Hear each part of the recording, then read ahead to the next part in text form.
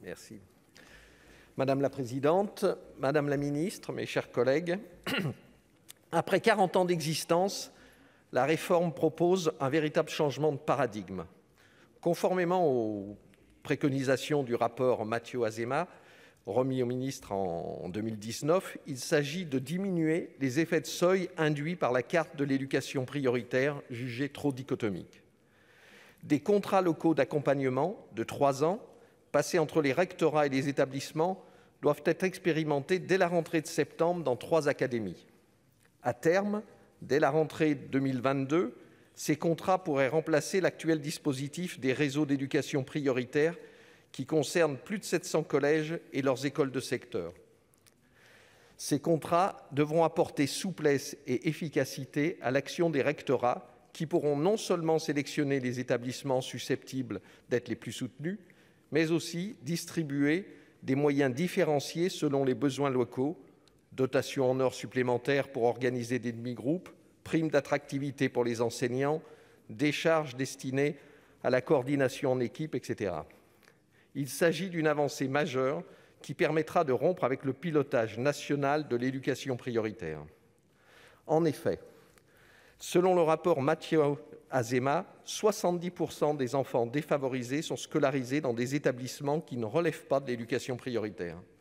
À l'inverse, 25% des enfants de REP ne devraient pas y être au regard de leur indice de position sociale. Les REP recouvrent des réalités très différentes selon qu'on se situe dans des régions en fort décrochage économique ou non, périurbaines ou en centre-ville.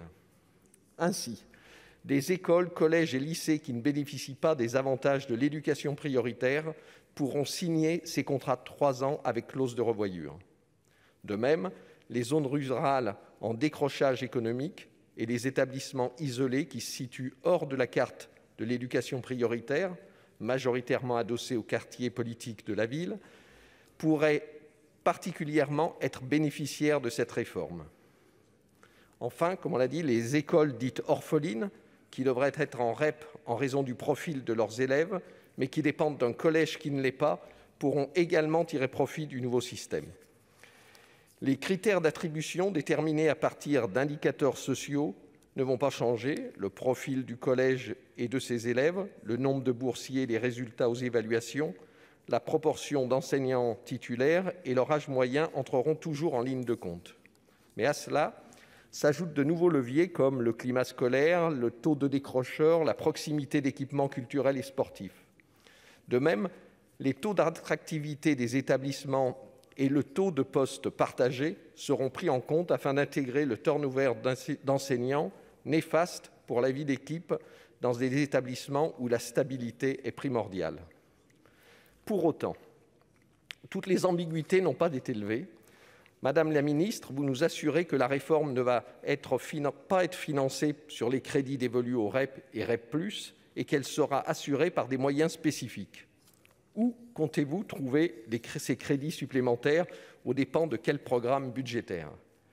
Enfin, je ne peux que vous encourager à conduire à terme la réforme annoncée des bourses scolaires, dont une revalorisation se révèle plus que nécessaire au regard de la situation alarmante de notre jeunesse.